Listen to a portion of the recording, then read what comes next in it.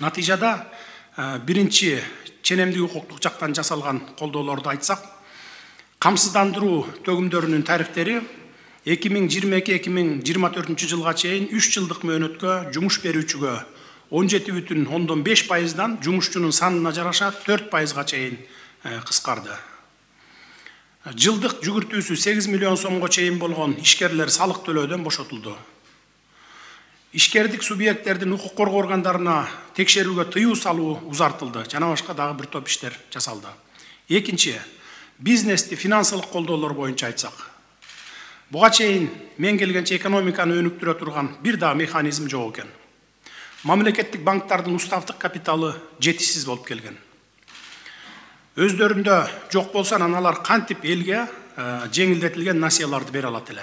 Эч андай мүмкүнчүлүктөрү жок экен. Азыр бизде 3 банкыбыз бар, мамлекеттик банк.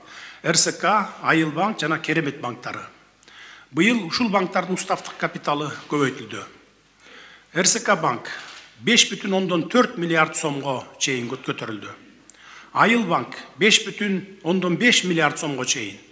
Керемет банк болсо 8,7 миллиард сомго чейин уставдык капиталдарын көтөрүп бердик. Биз 100 миллион долларга чейин жеткиребиз деген оюбуз бар. Тарыхыбызда мындай эч качан болгон эмес. Кудай буйрса келерки жылдары жеткизебиз буларды дагы. Демек, өздөрү пайда таап, аны айлантууга толук мүмкүнчүлүк алышат. Быйыл элге 20 миллиард сомдон ашык насыя берилди. Анын 72% аймактарга кетти. Мында ар бир тыйындын кимге берилгендиги боюнча контроль күчөтүлөт, келаткан жылы текшерүүлөр болот. Акчалары көбөйгөн мамлекеттик банктар эми кредит берүү саясатын өзгөртөт деп ойлойбуз. Аны менен бирге кредиттин максаттуулугуна контроль күчөйт.